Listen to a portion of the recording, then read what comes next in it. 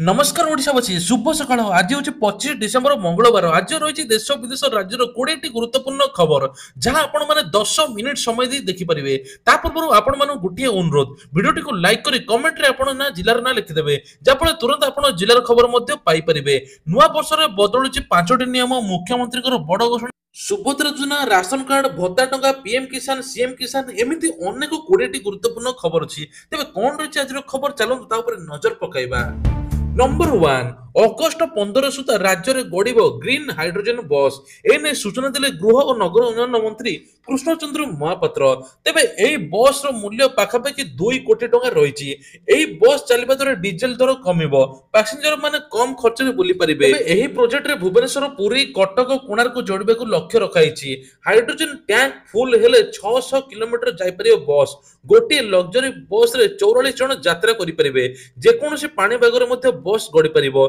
2025 August 15 सुधा बस चलाइबा लक्ष्य रखाइछि काठजोड़ी नदी उपरे हेबो आउ 2टी ब्रिज एने सूचना देले आईन मंत्री Prithviraj Harichandan ACB second campus 2025 सुधा न सरिले निर्माण दायित्व थिबा संस्था उपरे कार्यानुष्ठान नियाजियो बोली पृथ्वीराज हरिचंदन कहिसंती त्रिशुड़िया छकरू बालिकुदा छक लेन 4 थिबा रास्ता जुडिशियल एकेडमी रु त्रिशुड़िया छक जाय आउ एक ब्रिज निर्माण हेबो जहा फल रे एबे ट्रैफिक समस्या ह्रास पायो बोली कुआ जाउची आसंता काली होचे बड़ दिन बड़ दांडरे ब्यारिकेड भिड़ को दृष्टि रखा जाए नियागला निष्पत्ति तबे डिसेंबर 25 तारिख देश विदेश जीशु कृष्ण जन्म पालन करियाथबा बेले ओडिया माने मध्ये बड़ दिन रूपे पालन करिथांती कुआ जाय जे दिन एबेठार बड़ हेबो तबे दिन रे पन्ने पूरी देउळ रे प्रबल भिड़ देखा जाय थाए आ बड़दरे अस्थायी ब्यारिकेड मध्ये व्यवस्था कराइछि जा फल प्रत्येक भक्त प्रभु जगन्नाथ को दर्शन करि परिबे तबे कुआ जाउछि जे एही दिन दर्शन लागि मरिचि कोट ठारू सिंहद्वार पर्यंत धाड़ी व्यवस्था मध्य करा जायछि नुआ वर्षर बढ़िबो बिजुली दर यूनिट पिछा एतेकी होई पारे तबे कुआ जाउछि एथरो ओडिसा रे बीजेपी सरकार आसिया पर विभिन्न प्रकार दर वृद्धि पाउछि एमिति मध्ये लोके कहउछंती किंतु एबे कुआ जाउछि बिजुली रेट मध्ये बढ़िबो एतिपय राज्य विद्युत नियामक आयोग बा ओईआरसी को दाबी करिछि ग्रिडको तेबे वितरण कंपनी गुडी को यूनिट पिछा 3 टंका 82 पैसा देबा पई कुआ जायछि तेबे कुआ जाउछि एथरो यूनिट पिछा 54 पैसा पड़िबो जहा फल रे प्रत्येक साधारण खाउटी लोक ऊपर सीधा प्रभाव पकेबो तेल डाली लुण ठू आरंभ करी सब बढ़िछि आ गैस दर मध्ये आगु बढ़ुछि तेबे एथरो मध्ये बिजुली दर बढ़ियो बोली सरकार घोषणा मध्ये करिसंती नुआ वर्ष चाषी बड़ खुशी खबर चाषी 5टी सरकार योजना देउछि सर्वाधिक लाभ तेबे कुआ आज जातीय राष्ट्र कृषक दिवस रे सरकार मध्य विभिन्न प्रकार घोषणा मध्य करथिले तबे गतकाली कृषक दिवस थिबारु सरकार मध्य कहिसन जे एथर पीएम किसान टंका फेब्रुआरी 19 तारिख रे मिलिया पई जाउची 19तम किस्ती चाषी मानकु मिलिबो ता सहित मध्य कुआ जायछि एथर चाषी मानक पई सरकार 2 लाख पर्यंत बंधक मुक्त ऋण देबे जहा फल चाषी माने किछि बंधक न रखि 4% सुध हार रे 2 लाख पर्यंत आरबीआई थारु लोन नै परिबे सबुठारु बड़ कथा रे चाषी मानकु सरकार गुरुत्व देउछ जहाँफल आम देश में चाषी मैंने किभली उन्नति करेंगे से दिगरे विभिन्न प्रकार लक्ष्य रखुंट मागणा पोशाक दला चकटा आ 32 मूर्त तेबे जनबहुल देश नाइजेरिया रे दल चकटा एभली घटना घटी जहां आपण शुणिले आश्चर्य होइजिबे जेउथरे 4 जन शिशुक मृत्यु होइछि तेबे सप्ताह मध्यरे एहा होछि द्वितीय बड़ दुर्घटना नाइजेरिया रे वर्तमान अर्थनैतिक सामाजिक संकट दे गति करूछि लोक माने बंचिया पई मध्य राहा करछंती आ एभली स्थिति रे एबे पोशाक मागणा मिलुतला दापळे लोक उठी आस्तिले सेही समय हठात दला चकटा मध्य होइतिले आ सेहिठी मध्य चर्चार विषय पालटिछि जे 32 जनकर मृत्यु मध्य होइछि तेबे पोशाक खाद्य वस्त्र बंटन करिया बेले एथिपई आखपाख अंचल 3000 लोक रुंड होइतिले सकाळे उपहार बंटन कराजिबा व्यवस्था थिबा बेले पूर्व रात्रि लोक चर्च भीतर भीड़ मध्य जमिथिला तेबे दला चकटा घटना प्राय हजार हजार लोकंकर मध्य चर्च परिसर को उद्धार कराइछि एबे घटनास्थल 32 जनकर मृत्यु होइछि बोली कुआ जाउछि कटकणा हटाइले केंद्र सरकार फेल हेले परवर्ती श्रेणी को जाई परिबे नाही बोली कुआ जाउछि शिक्षार मान वृद्धि पय केंद्र सरकार विभिन्न पदक्षेप नेउथिला बेले सोमवार दिन आउ एक नियम कड़ाकड़ी करछंती एणके पंचम और अष्टम श्रेणी रे फेल हेले सेमानकु आउ वर्षे समान क्लास रे पढिबा पय पडिबो पूर्व लागू हेबा नियम को परिवर्तन करिसंती सरकार आ नुवा आईन मध्ये आनिसंती अर्थात फेल हेले परवर्ती श्रेणी को जाई परिबे नाही छात्र छात्री माने एने सूचना दैछंती शिक्षा सचिव ସଞ୍ଜୟ କୁମାର ସୂଚନା ଦେଇଛନ୍ତି। ଯେଉଁ ଛାତ୍ରଛାତ୍ରୀମାନେ ପଞ୍ଚମ ଓ ଅଷ୍ଟମ ଶ୍ରେଣୀରେ ଫେଲ୍ ହେବେ ସେମାନଙ୍କୁ 2 ମାସରେ ରିଟେଷ୍ଟ ସୁଯୋଗ ମିଳିବ। ଆଉ ରିଟେଷ୍ଟରେ ଉତ୍ତୀର୍ଣ୍ଣ ନହେଲେ ସେହି ପୁରୁଣା କ୍ଲାସରେ ପଢ଼ିବେ ବୋଲି ସୂଚନା ମିଳିଛି। ତେବେ ରାଜ୍ୟ ସରକାରଙ୍କର ଆଉ ଗୋଟେ ମଧ୍ୟ ବଡ଼ ଘୋଷଣା, ଭଦ୍ରକରେ ହେବ ମିନି ସୁରଟ, ମଞ୍ଜୁର ହେଲା 4,300 କୋଟିରୁ ଅଧିକ ଟଙ୍କା। ଆଉ ଦାଦନ ଖଟିବା ପାଇଁ ବାହାରକୁ ଯିବେ ନାହିଁ, ଓଡ଼ିଶାରେ ରହିକି ଏଥର ନିଜ ପରିବାର ପୋଷିବେ ବୋଲି କୁହାଯାଉଛି। ଭଦ୍ରକ ଜିଲ୍ଲା ଧାମନଗର ଛକଠାରେ ଟେକ୍ସଟାଇଲ ପାର୍କ ନିର୍ମାଣ ବିକାଶର ସୂର୍ଯ୍ୟୋଦୟ ମନ୍ତ୍ରୀ ସୂର୍ଯ୍ୟବଂଶ ସୁରଜ କହିଛନ୍ତି। ତେବେ ଏହି ବାବଦରେ ନିଜର ପ୍ରତିକ୍ରିୟା ରଖି କହିଛନ୍ତି 2017 ତତ୍କାଳୀନ ପେଟ୍ରୋଲିୟମ ମନ୍ତ୍ରୀ ଧର୍ମେନ୍ଦ୍ର ପ୍ରଧାନଙ୍କ ନେତୃତ୍ୱରେ ଏଠାରେ ଟେକ୍ସଟାଇଲ ପାର୍କ ନିର୍ମାଣ ପାଇଁ MoU ସ୍ୱାକ୍ଷରିତ ହୋଇଥିଲେ ମଧ୍ୟ ପୂର୍ବ ସରକାରଙ୍କ ବେଳେ ଏହା ବିଳମ୍ବିତ ହୋଇଥିଲା। ତେବେ ବର୍ତ୍ତମାନ ସରକାର ଏହାକୁ କାର୍ଯ୍ୟକାରୀ କରିବାକୁ ଘୋଷଣା ମଧ୍ୟ କରିଛନ୍ତି। ଏହି ପ୍ରକଳ୍ପରେ ନିର୍ମାଣରେ ଅଧିକ ଲୋକ ନିଯୁକ୍ତି ପାଇବେ, ତା ସହିତ ଆଉ ବାହାରକୁ ଯିବା ପାଇଁ ପଡ଼ିବ ନାହିଁ। ମିନି ସୁରଟ ହେବ, ଯାହାଫଳରେ ନିଯୁକ୍ତି ସୁଯୋଗ ମଧ୍ୟ ସୃଷ୍ଟି ହେବ। ନିଯୁକ୍ତି ହେବେ 6,000 ଶିକ୍ଷକ। ହାଇକୋର୍ଟରେ ଜୁନିୟର ଟିଚର ନିଯୁକ୍ତି ମାମଲା। ଖାଲି ପଡ଼ିଥିବା 6,000 ଶିକ୍ଷକ ପଦବୀରେ ଖୁବ୍ ଶୀଘ୍ର ନିଯୁକ୍ତି ପ୍ରଦାନ କରାଯିବ। ମେରିଟ ଆଧାରରେ ତୁରନ୍ତ ନିଯୁକ୍ତି ପ୍ରଦାନ ଦେଇ ନିର୍ଦ୍ଦେଶ ଦେଇଛନ୍ତି ହାଇକୋର୍ଟ। 20,000 ଶିକ୍ଷକ ନିଯୁକ୍ତି ପାଇଁ ରାଜ୍ୟ ସରକାର କରିଥିଲେ ବିଜ୍ଞପ୍ତି। ତେବେ ପରୀକ୍ଷା ପରେ 16,000 ଚୂଡ଼ାନ୍ତ ତାଲିକାରେ କରିଛନ୍ତି ସରକାର। ସେଥିମଧ୍ୟରୁ 2,000 ଶିକ୍ଷକ ଯୋଗ ଦେଇନଥିଲେ। ସେହି ବିଜ୍ଞପ୍ତି ଅନୁଯାୟୀ ଖାଲି ପଦବୀ ପୂରଣ କରିଛନ୍ତି। ପରୀକ୍ଷା ଦେଇ ମେଧା ତାଲିକାରେ ପ୍ରାର୍ଥୀଙ୍କୁ ସୁଯୋଗ ଦିଆଯିବ ନିର୍ଦ୍ଦେଶ। ରାଜ୍ୟ ସରକାରଙ୍କୁ ନିର୍ଦ୍ଦେଶ ଦେଲେ ଓଡ଼ିଶା ହାଇକୋର୍ଟ। ବଦଳିଗଲା ଟେଲିଫୋନ କଲର ଟ୍ୟୁନ୍, ମ୍ୟୁଜିକ ନୁହେଁ, ଶୁଭୁଛି ସଚେତନତା ସ୍ୱର। ଆଉ ସାଇବର ଲୁଟରେ ଠକି ପାରିବେ ନାହିଁ। ଏଣିକି ସରକାର ତରଫରୁ ମଧ୍ୟ ଏମିତି ବଡ଼ ଘୋଷଣା କରାଯାଇଛି। ତେବେ ଏଥର କୁହାଯାଉଛି ଲୋକଙ୍କୁ ସଚେତନତା କରିବା ପାଇଁ ବାରମ୍ବାର କଲର ଟ୍ୟୁନରେ ଏବେ ବାଜୁଛି ମ୍ୟୁଜିକ ନୁହେଁ, ଏବେ ସଚେତନତା ସ୍ୱର ଶୁଭୁଛି। ଯାହାଫଳରେ ଲୋକମାନେ ଯାହାର ସାଇବର ଲୁଟ ହେଉଛି, ଯାହାର ଠକାମି ଶିକାର ହେଉଛନ୍ତି, 1930 କଲ୍ କରି ମଧ୍ୟ କମ୍ପ୍ଲେନ କରିପାରିବେ। ବାରମ୍ବାର କୌଣସି ଲିଙ୍କକୁ କ୍ଲିକ୍ କରିବେନି ବା କୌଣସି ଲୋକ ଭିଡିଓ କଲ୍ କଲେ ଉଠେଇବେ ନାହିଁ, ଯାହାଫଳରେ ଲୋକଙ୍କୁ ଟାର୍ଗେଟ ମଧ୍ୟ କରୁଛନ୍ତି। ତେଣୁ ଆପଣମାନେ ସତର୍କ ରୁହନ୍ତୁ ବୋଲି ବାରମ୍ବାର ସଚେତନତା ମୋଡରେ ସରକାର ଏଭଳି କଲର ଟ୍ୟୁନ୍ ରଖିଛନ୍ତି ସମସ୍ତଙ୍କ ମୋବାଇଲ। ଅଧିକ ରୋଜଗାର କରୁଥିଲେ ଭାରତ ଛାଡି ଦିଅନ୍ତୁ, ଷ୍ଟାର୍ଟଅପ୍ ମାଲିକଙ୍କ ଦାବିକୁ ନେଇ ବଢୁଛି ବିବାଦ। ତେବେ ଭାରତର ଆୟକର GST ନିୟମକୁ ଅସନ୍ତୁଷ୍ଟ ଅଛନ୍ତି ଦେଶବାସୀ। ଏକଥା ଆମେ କହୁନା, ଏମିତି ପ୍ରସଙ୍ଗକୁ ନେଇକି ଭାରତୀୟ ସାମାଜିକ ଗଣମାଧ୍ୟମରେ ଚାଲିଛି ବଡ ବିତର୍କ।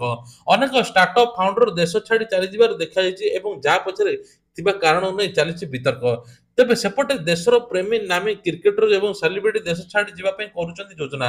ତେବେ ସୋସିଆଲ ମିଡିଆରେ ଭାଇରାଲ ହେବାର ଏହି ପୋଷ୍ଟକୁ ଚାଲିଛି ଦେଶବ୍ୟାପୀ ବିତର୍କ। ପୋଷ୍ଟଟି ଷ୍ଟାର୍ଟଅପ୍ ଫାଉଣ୍ଡର ଏବେ ଚକିତ କରିଛି ବୋଲି କୁହାଯାଉଛି, ଯାହାକୁ ନେଇ ଦୁଇ ଭାଗ ହୋଇଯାଇଛି ସୋସିଆଲ ମିଡିଆ। ତେବେ ସୋସିଆଲ ମିଡିଆରେ ବଡ ବିତର୍କ, ଦେଶ ଛାଡିବାର ଏହା ଉଚିତ ସମୟ, ଅଧିକ ଆୟ କରୁଥିଲେ ଭାରତ ଛାଡି ଦିଅନ୍ତୁ। ଭାରତ ଆୟକର ନିୟମ ନୂତନ ଷ୍ଟାର୍ଟଅପକୁ ସୁହାଉନି। ତେବେ ଭାରତ ଛାଡି ବିଦେଶରେ ରହିବା ଏହା ସଠିକ ସମୟ। ଦେଶରେ ନୂତନ ଉଦ୍ଭାବନର କୌଣସି ସମ୍ଭାବନା ମଧ୍ୟ ନାହିଁ। ଭାରତୀୟ ସମାଜରେ ମାନବିକ ନୈତିକତାର ଅଭାବ ରହିଛି। ଏମିତି ମଧ୍ୟ ବିଭିନ୍ନ ପ୍ରକାର ଆଲୋଚନା ଚାଲିଛି, ଯାହାଫଳରେ ଦେଶର ନାମୀ ଦାମୀ କ୍ରିକେଟର ଏବଂ ସେଲିବ୍ରିଟି ମାନେ ବାହାରେ ସବୁ ବଡ ବଡ ବିଜନେସ କରୁଛନ୍ତି, ଭାରତ ଛାଡିବା ପାଇଁ ମଧ୍ୟ ପଛଉନାହାନ୍ତି। ତେବେ ଆଜିଠୁ କିଟ୍ରେ ଆରମ୍ଭ ହେବ କ୍ରୀଡା ମହାକୁମ୍ଭ। ଆଜିଠୁ ଡିସେମ୍ବର 30 ପର୍ଯ୍ୟନ୍ତ ଚାଲିବ ରାଷ୍ଟ୍ରୀୟ ବିଶ୍ୱବିଦ୍ୟାଳୟ କ୍ରୀଡା ମହୋତ୍ସବ। ଭାଗ ନେବେ 15,000ରୁ ଅଧିକ ଖେଳାଳି। ଭାଗ ନେବାକୁ ଥିବା ଖେଳାଳି ମଧ୍ୟରେ ଅଛନ୍ତି ଅଲିମ୍ପିକିଆନ ଏବଂ ଏସିଆନ ରାଷ୍ଟ୍ରୀୟ ଗୋଷ୍ଠୀ କ୍ରୀଡାବିତ। ଏହା ସହିତ ଯୋଗଦେବେ ଅର୍ଜୁନ ଦ୍ରୋଣାଚାର୍ଯ୍ୟ ପୁରସ୍କାର ବିଜେତା ଏବଂ ଅଲିମ୍ପିକ କୋଚ କିଟ୍ ଏବଂ ଭାରତୀୟ ବିଶ୍ୱବିଦ୍ୟାଳୟ ସଂଘ ମିଳିତ ଆନୁକୂଲ୍ୟରେ ଏହି କ୍ରୀଡା ମହାକୁମ୍ଭ ଆୟୋଜନ କରିବା ପାଇଁ ଯାଉଛି। ସମସ୍ତ ଖେଳାଳିଙ୍କ ପାଇଁ କିଟ୍ରେ ରହିବା ଖାଇବା ବ୍ୟବସ୍ଥା ମଧ୍ୟ କରାଯାଇଛି। କ୍ରୀଡା ପ୍ରତିଯୋଗିତା ଯେପରି ସୁରୁଖୁରୁରେ ସମାପନ ହେବ ସେ ନେଇ ଯତ୍ନବାନ ରଖିଛି କିସ୍ ଓ କିଟ୍ ପ୍ରତିଷ୍ଠାତା ଡକ୍ଟର ଅଚ୍ୟୁତ ସାମନ୍ତ। ଠିକ୍ ସମୟରେ ହେବ ପ୍ରାକୃତିକ ବିପର୍ଯ୍ୟୟ ଆକଳନ। ଏହି ତିନୋଟି ସ୍ଥାନରେ ଲାଗିବ ଡପଲର ରାଡାର। ତେବେ ଆଗୁଆ ମିଳିବ ପାଣିପାଗ ସୂଚନା। ବନ୍ୟା ବାତ୍ୟା ନେଇକି ପ୍ୟାକ୍ ସୂଚନା ସହଜରେ ମିଳିପାରିବ। ରାଜ୍ୟରେ ବସିବ ତିନୋଟି ନୂଆ ଡପଲର ରାଡାର। ଭୁବନେଶ୍ୱର ଓ ସମ୍ବଲପୁର ଓ ବାଲେଶ୍ୱରରେ ନୂଆ ଡପଲର ରାଡାର ବସିବ। 2026 ପହିଲା ସୁଦ୍ଧା 126ଟି ଡପଲର ରାଡାର ଲାଗିବ ବୋଲି ଆଇଏମଡି ଡିଜି ମୃତ୍ୟୁଞ୍ଜୟ ମହାପାତ୍ର ସୂଚନା ଦେଇଛନ୍ତି। ଓଡ଼ିଶାର ପାରାଦୀପ ଗୋପାଳପୁରରେ 2ଟି ଡପଲର ରାଡାର ମଧ୍ୟ ରହିଛି। ବର୍ତ୍ତମାନ ଆଉ 3ଟି ସ୍ଥାନରେ ରାଡାର ଲାଗିବ। ଭୁବନେଶ୍ୱର, ବାଲେଶ୍ୱର, ସମ୍ବଲପୁରରେ ଖୁବ୍ ଶୀଘ୍ର ଡପଲର ରାଡାର ଲାଗିବ ବୋଲି କୁହାଯାଉଛି, ଯାହାଫଳରେ ଆଗକୁ କେଉଁ ପାଗ ଦେବ, ବାତ୍ୟା, ବନ୍ୟା, ବିଜୁଳି ନେଇକି ଆଲର୍ଟ ମଧ୍ୟ ରହିପାରିବେ। ତେବେ କେନ୍ଦ୍ର ସରକାରଙ୍କର ଆଉ ଗୋଟେ ମଧ୍ୟ ବଡ ଘୋଷଣା, ପୁରୁଣା ଗାଡି ବିକ୍ରି ଉପରେ 18% GST ଲାଗିବ, ଯାହା ସମସ୍ତଙ୍କୁ ଆଶ୍ଚର୍ଯ୍ୟ ମଧ୍ୟ କରିଛି। ତେବେ ଖାଲି ପେଟ୍ରୋଲ ଡିଜେଲ ଗାଡି ନୁହେଁ, ଇଲେକ୍ଟ୍ରିକ ଭେହିକିଲ ଉପରେ ମଧ୍ୟ 18% ବିକ୍ରି ଉପରେ GST ଲାଗିବ। ମୁଖ୍ୟମନ୍ତ୍ରୀଙ୍କର ବଡ଼ ଘୋଷଣା ଏଥର ମୁଖ୍ୟମନ୍ତ୍ରୀ ନୂଆ ନୂଆ ଯୋଜନା ମହିଳାଙ୍କ ପାଇଁ ଆଣୁଛନ୍ତି। ତା ସହିତ ମହିଳାଙ୍କୁ ଏବେ ରାସନ କାର୍ଡରେ 1000 ଟଙ୍କା ମିଳିବ ବୋଲି କେନ୍ଦ୍ର ସରକାର ଘୋଷଣା କଲେ ମଧ୍ୟ ଏବେ ଓଡ଼ିଶାରେ ମଧ୍ୟ ତାଙ୍କୁ ମିଳିବ ବୋଲି କୁହାଯାଉଛି। ତେବେ ରାସନ କାର୍ଡରେ ଜାନୁଆରୀ ମାସରେ ଗହମ ମିଳିବ ଆଉ 2023-24ରେ ଯେଉଁମାନେ ରାସନ କାର୍ଡ ଆବେଦନ କରିଥିଲେ ଜାନୁଆରୀ ମାସରେ ତାଙ୍କୁ 25 ତାରିଖରେ ରାସନ କାର୍ଡ ବଣ୍ଟାଯିବ ବୋଲି କୁହାଯାଉଛି। ତା ସହିତ ପ୍ରବାସୀ ଭାରତୀୟ ଏବେ ଜାନୁଆରୀ ମାସରେ ଆରମ୍ଭ ହେବ ଯାହାଫଳରେ ବଡ଼ ବଡ଼ ଇନଭେଷ୍ଟର ଏବଂ ବଡ଼ ବଡ଼ ଶିଳ୍ପପତି ଆସି ଓଡ଼ିଶାରେ ଇନଭେଷ୍ଟମେଣ୍ଟ କରିବେ।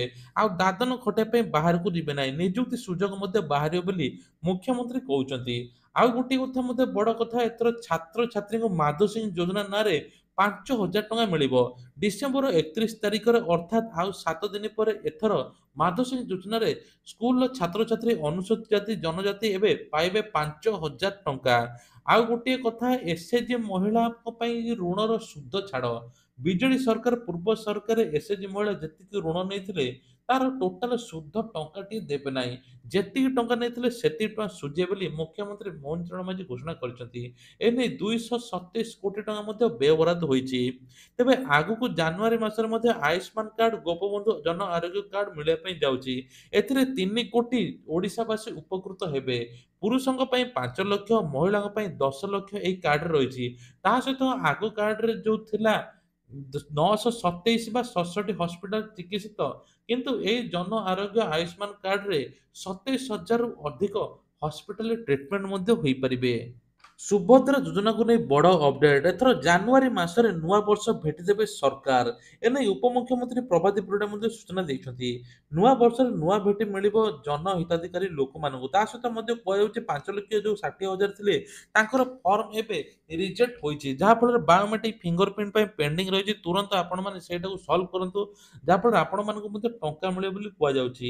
ଆଉ କଲେଜ ପିଲାଙ୍କୁ ଏଥର ସୁଭଦ୍ରା ଟଙ୍କା ମିଳିବ ଯେଉଁମାନଙ୍କୁ ଏଥର ମାର୍ଚ୍ଚ 8 ତାରିଖ ପୂର୍ବରୁ 21 ବର୍ଷ ହୋଇଥିବ ସେମାନେ ଚାହିଁଲେ ସୁଭଦ୍ରା ଯୋଜନା ଆବେଦନ କରି ଟଙ୍କା ନେଇପାରିବେ ବୋଲି ଉପମୁଖ୍ୟମନ୍ତ୍ରୀ ପ୍ରଭାତୀ ପରିଡ଼ା ମଧ୍ୟ ସୂଚନା ଦେଇଛନ୍ତି। ତେବେ ଆଉ ଗୋଟିଏ ମଧ୍ୟ ବଡ଼ ଖବର ସୁଭଦ୍ରା ଯୋଜନାର ଦ୍ୱିତୀୟ କିସ୍ତି ମାର୍ଚ୍ଚ 8 ତାରିଖରେ ମିଳିବା ପାଇଁ ଯାଉଛି। ଲଗାତାର 2 ଦିନ ବର୍ଷା ହେବା ଫଳରେ ପୁଣି 24 ଏବଂ 25ରେ ରାଜ୍ୟରେ ହାଲୁକାରୁ ମଧ୍ୟମ ଧରଣର ବର୍ଷା ହେବ ଯାହାଫଳରେ ଜାଡ଼ରେ ଥରିବ ଓଡ଼ିଶା। ପାଗ ମଧ୍ୟ ଆହୁରି ଶୀତ ହେବ। ତା ସହିତ 2ରୁ 4 ଡିଗ୍ରୀ ତାପମାତ୍ରା ମଧ୍ୟ ଖସିବ ବୋଲି କୁହାଯାଉଛି।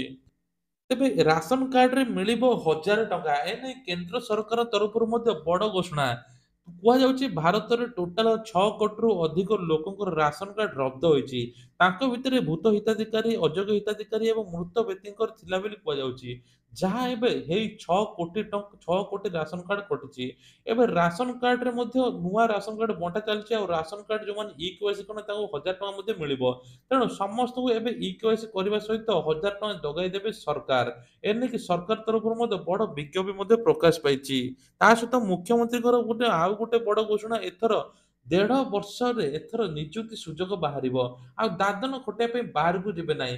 ଦାଦନ ଖଟିବା ପାଇଁ ଯେଉଁମାନେ ଯାଉଛନ୍ତି ସେମାନେ ଇ-ଶ୍ରମ ପୋର୍ଟାଲରେ ବା ଶ୍ରମ ପୋର୍ଟାଲରେ ନିଜର ନାଁ ଏବଂ ଗ୍ରାମ ଏବଂ କୁଆଡ଼େ ଜାଗାକୁ ଯାଉଛନ୍ତି ସବୁ ରେଜିଷ୍ଟ୍ରେସନ କରନ୍ତୁ। ଯାହାଫଳରେ ସମସ୍ତ ସରକାରୀ ସହାୟତା ପାଇବେ ବୋଲି ମନ୍ତ୍ରୀ ମଧ୍ୟ କହିଛନ୍ତି। ତେବେ ଇଏ ଥିଲା ଆଜିର ଦେଶ ବିଦେଶ ରାଜ୍ୟର କିଛିଟା ଗୁରୁତ୍ୱପୂର୍ଣ୍ଣ ଖବର।